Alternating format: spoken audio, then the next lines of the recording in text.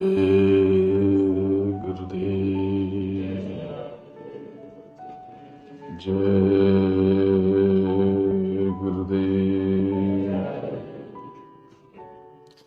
जय गुरुदेव नाम किसका, जय गुरुदेव नाम किसका। परम पूज्य गुरु महाराज के चरणों में बारंबार नमन करता हूं और आप सबकी आज्ञा चक्र पर बैठी आपकी सुलत यानी आपको प्रणाम करता हूं। पवित्र जीवात्मा, आपकी जरूरत आपकी आज्ञा चक्र पर इस देह में सुलत का यही मुकाम, दोनों आंखों के मध्य अंदर केंद्र में। जब मां के गर्भ में ये पिंड 5 महीने 10 दिन का हो गया, तब से सूरत अंदर बिठा दी गई और वो 5 महीने 10 दिन पे बैठते ही उसका जीवन शुरू हो गया। आप समझते हो कि जब बच्चा गर्भ से बाहर आया तो उसका जीवन, तो ये जन्मदिन जो बनाते हुए तो गलत है। 5 महीने 10 दिन में जब गर्भ हो जाता है तब सूरत 10वें दिन आकर के बैठ जाती है। अब यहां से उसका जीवन शुरू हो गया। उस देह से या बाहरी जो भी सगे संबंधी वो देखभाल में लग गए। ये कर्म का लेन देन यहां से शुरू। और उस जीव जो अंदर अभी गर्भ में है उसका जीवन मिटना शुरू हो गया। आज समझते हो कि बच्चा पैदा हुआ, बड़ा हो रहा, बड़ा नहीं हो रहा, वो मिट रहा। आप समझते हो जिसकी जितनी आयु लिखी उसकी उतनी आयु, इसकी ज्यादा आयु लिखी, ये सब नहीं, ये सब नहीं। सांसों की पूंजी, एक सांस ली, ये श्वास है और ये छोड़ा, ये प्रश्वास, ये दोनों मिलकर एक बना। अब इसी पर आपकी सांसों की पूंजी। अब आप चाहो तो इसको भोग में, संबंधों में, विलासिता में डुबा करके, नशे पानी में करके सांसों की पूंजी को जल्दी जल्दी खत्म कर दो, या फिर पूंजी को संभाल संभाल के खर्च करो। चाहो तो उम्र अपनी कम कर लो या बढ़ा लो, लेकिन वो भी सांसों की पूंजी भी आपको सीमित दी गई। बच्चा जन्म लेता है और फिर वो 5-10 साल का होकर के चला जाता है। मान लो बहुत से वैसा हो जाता तो आप रोते कि छोड़ के चला गया। वो चला नहीं गया, वो इतनी पूंजी लेके आया था। जितना आपका लेन देन था उतनी पूंजी लेके आया था। तो आप ये समझते हो कि अभी जीवन हुआ, अभी बच्चे छोटे हैं, अभी पढ़ाई कर लें, आनंद ले लें जीवन का, थोड़ी शिक्षा रख कर ले, ये करने में 20-25-30 साल बीत गए। ये व्यर्थ हुए, ये व्यर्थ हो गए। इसमें आप अपना काम कर लेते, बाहरी शिक्षा ले रहे थे तो अंतर की शिक्षा भी ले लेते, लेकिन पूरा संसार न जाने किस भ्रम में फंसा हुआ। ये बाहरी शिक्षा ले ले तो बढ़िया रोजगार मिल जाएगा, बढ़िया रोजगार मिल जाएगा तो कमाई अच्छी और तगड़ी हो जाएगी, कमाई बढ़िया हो जाएगी तो जीवन सुंदर हो जाएगा। ये सब आपकी कल्पनाएं, लेकिन उसको तो उतना ही भोगना है जो उसने कर्म से कमाया है, जो उसने प्रारब्ध बनाया है और संचित कर्म इकट्ठा किया है। ये क्रियाबान कर्म का बहुत छोटा हिस्सा आप इस जीवन में भोग पाते हो। जैसे आपने नेकी की, बहुत लोग कहते हो हम तो सबका अच्छा करते, हमारा अच्छा क्यों नहीं होता, हम तो यज्ञ में गए, हम सत्संग सुनते, हम तो सेवा करते। ये जो भी कर्म करते हो इसका बहुत छोटा हिस्सा, चाहे आप अपराध भी करते हो तो उसका बहुत छोटा हिस्सा।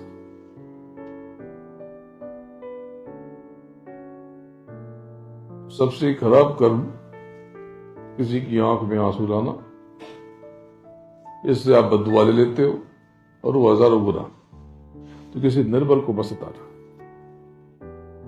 निर्बल को न सताइए जाकी बूटी आए। और बिना जीव की आय से, बिना जीव की आह से लवा बसम हो जाए।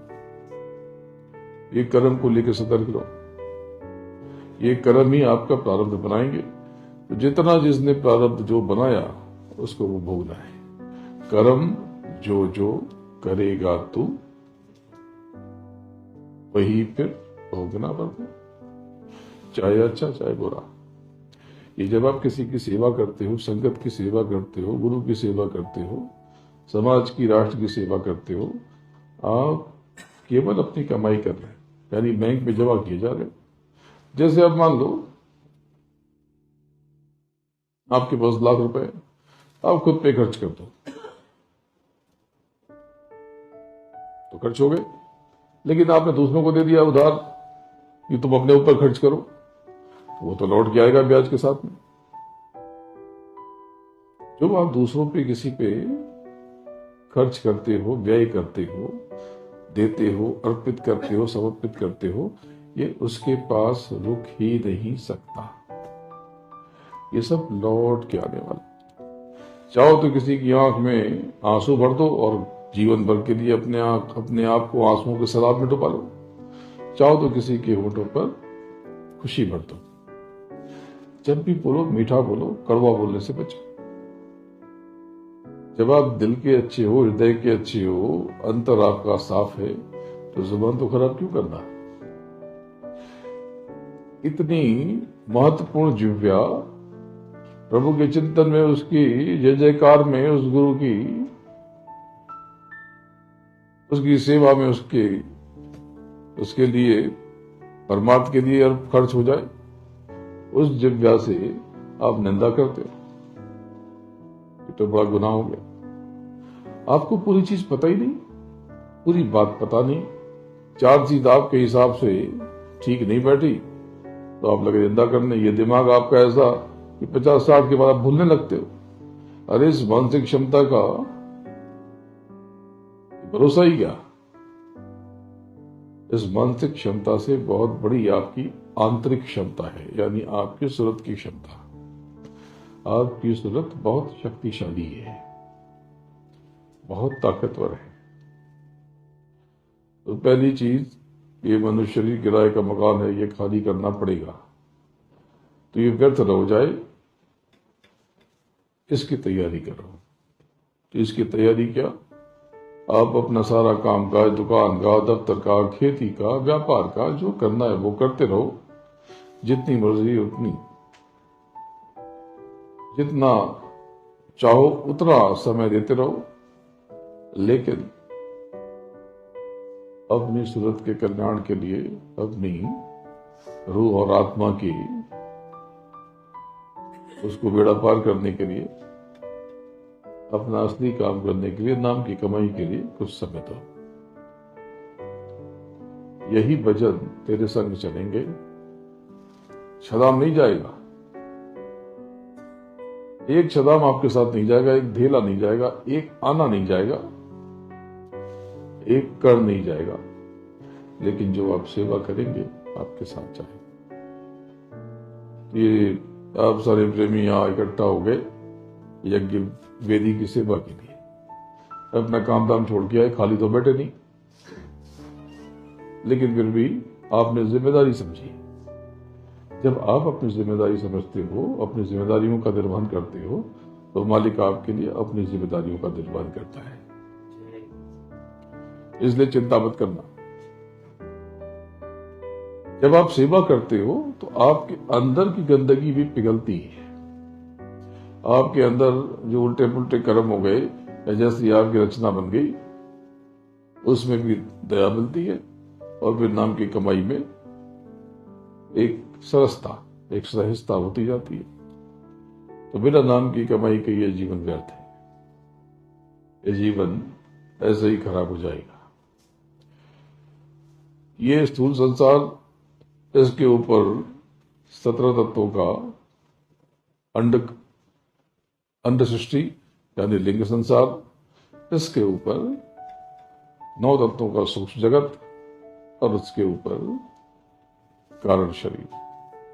जब आप ये कारण जगत, जहां से लिंग का बंटवारा हो गया, सूरत 2 तरह के देह में, स्त्रीलिंग और पुल्लिंग यानी पुरुष लिंग, यहां से बंटवारा हो गया। अब ये जो वहां बंटवारा हो गया, ये बंटवारा अब चलता रहेगा, ये बंटवारा नीचे तक। तो नीचे की सारी रचनाएं कारण जगत तक यानी ब्रह्म के लोक तक, ये 2 भागों में बटी, पुरुष संरचना और स्त्री संरचना।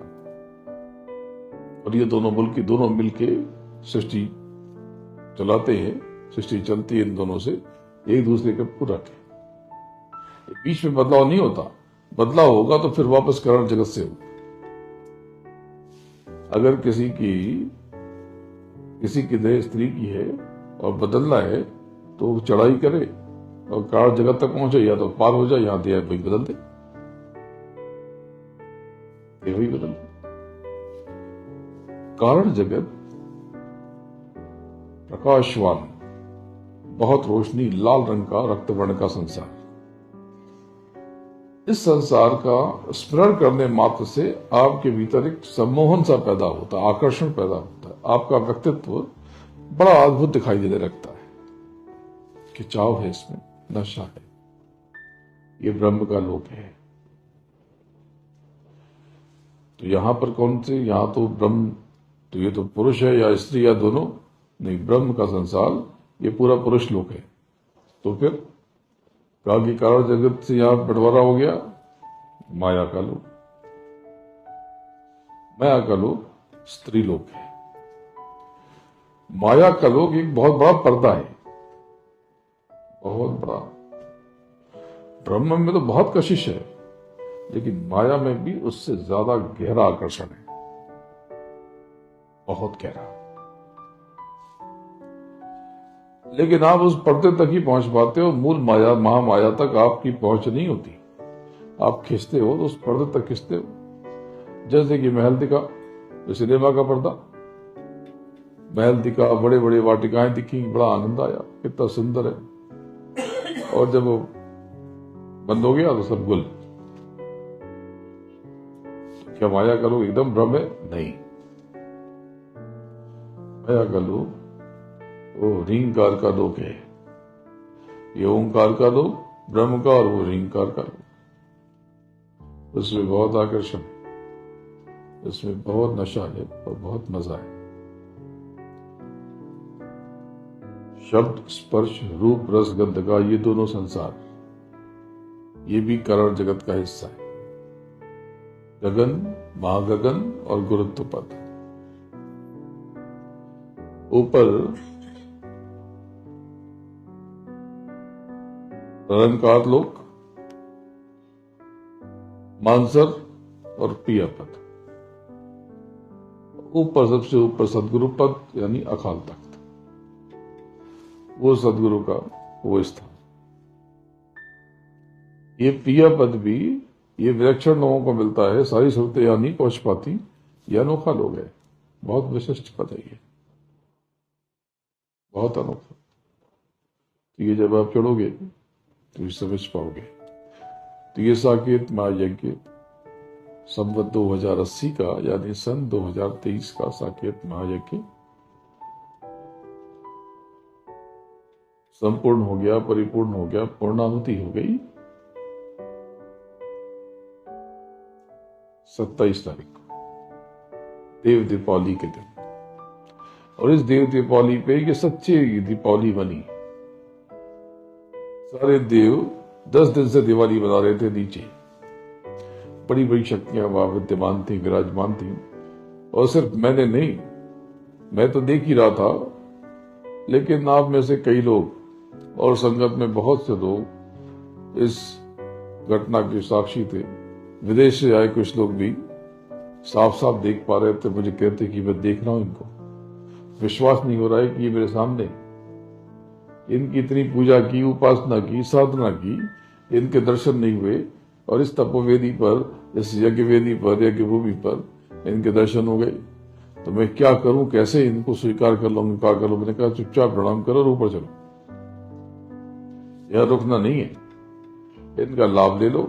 ये जहां तक के वासी हैं, इनसे कहो कि मुझे अपने से आगे निकलने का रास्ता दो। जब आप इनसे ऊपर जाओगे तो आपको दुनिया की चीजें तो ऐसे ही दे देंगे, लेकिन खाता न खुला हो तो ये देके भी क्या कर लेंगे, आपके पास टिकेगा नहीं। जैसे कि आपका मोबाइल अगर 128 जीबी का है तो उसमें 256 जीबी का स्टोरेज तो आएगा नहीं, क्या आएगा, एरर। तो बात को समझो।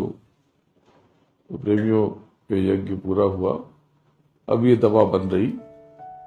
अभी मैं वहीं पर था, आप सबको मैंने वहीं से संबोधित किया। ये दवा बन रही, वहां पर अभी भी बहुत अग्नि है। बाकी के हवन कुंड तो शांत हो रहे, लेकिन उस हवन कुंड में अभी भी अग्नि बहुत है। तो मैंने कहा कि जरा थोड़ा जल्दी अग्नि शांत हो जाए तो ये प्रेमियों को प्रसाद मिल जाए।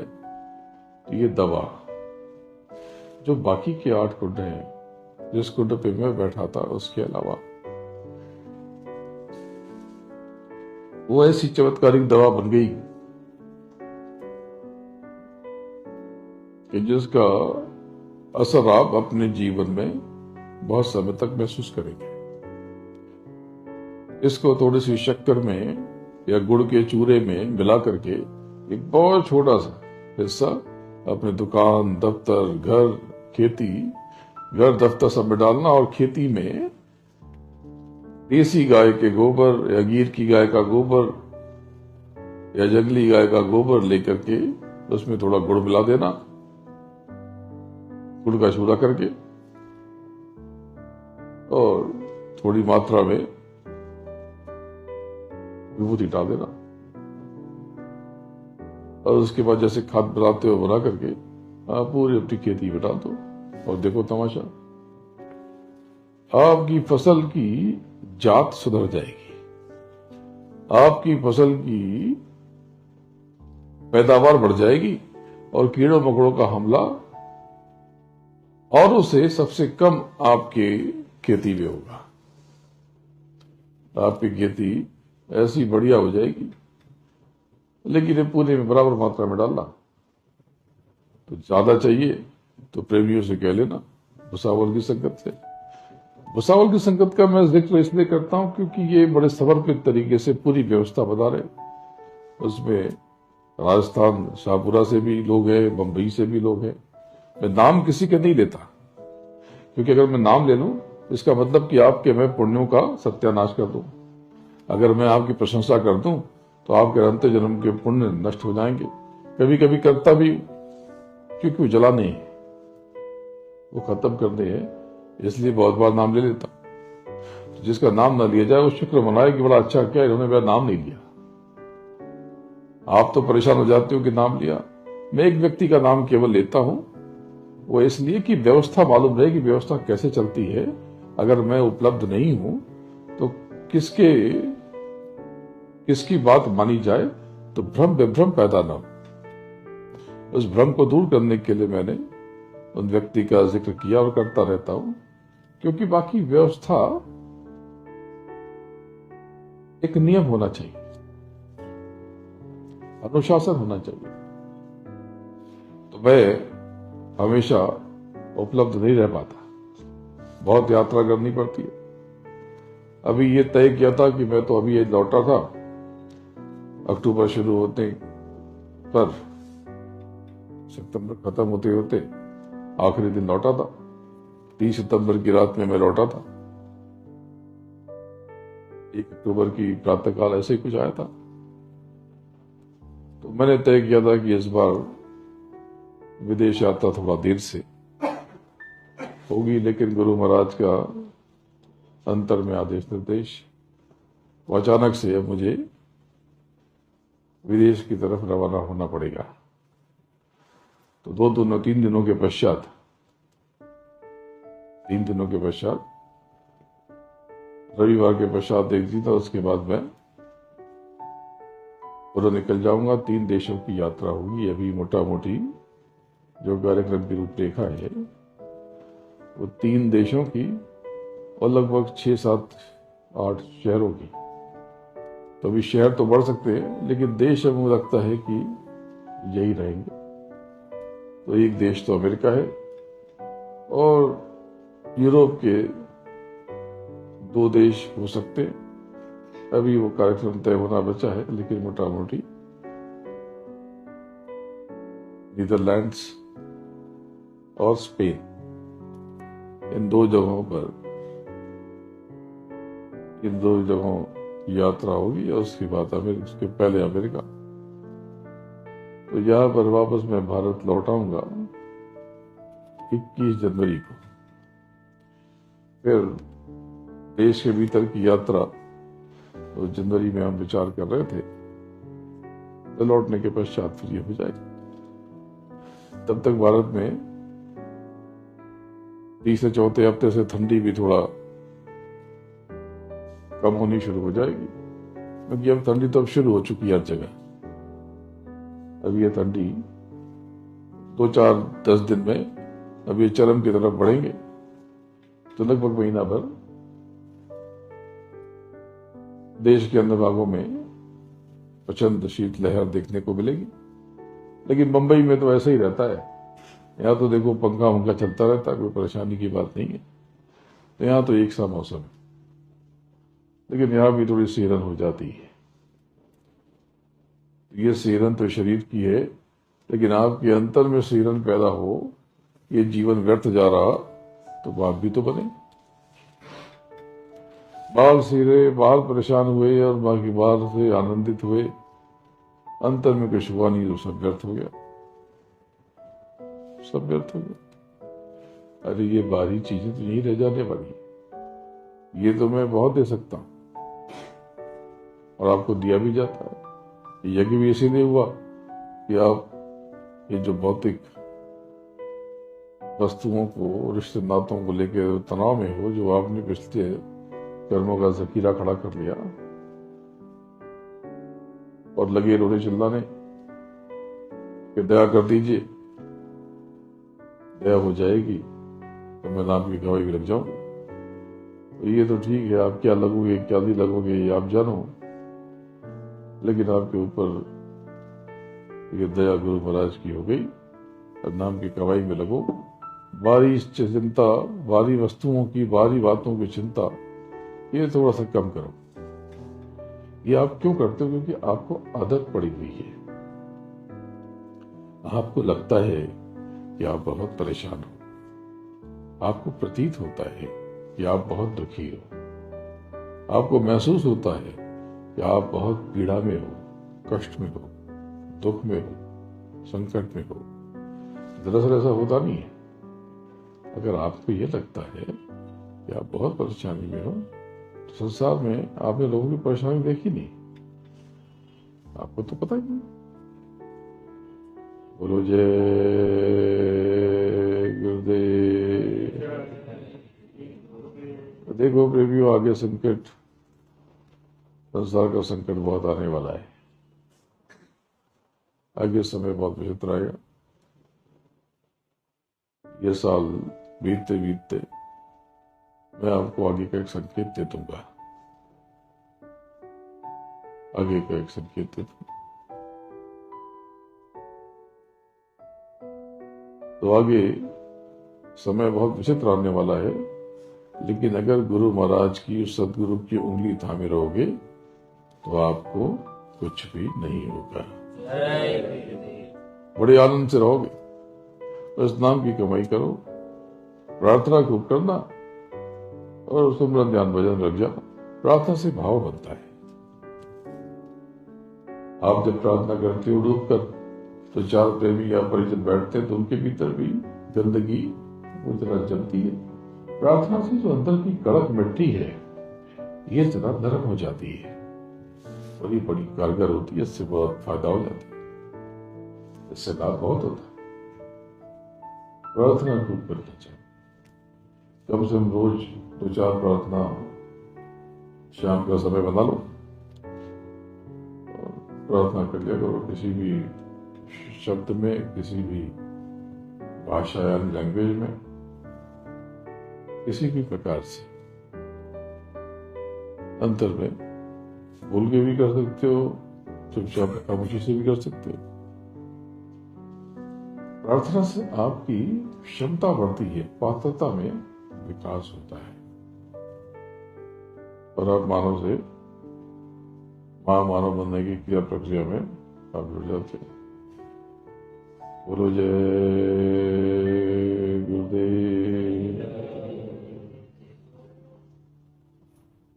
जय गुरुदेव। जय गुरुदेव नाम किसका? जय गुरुदेव नाम किसका? गुरु महाराज के चरणों में नमन करता हूं और आप सबको प्रणाम करता हूं। जय गुरुदेव। प्रार्थना करो।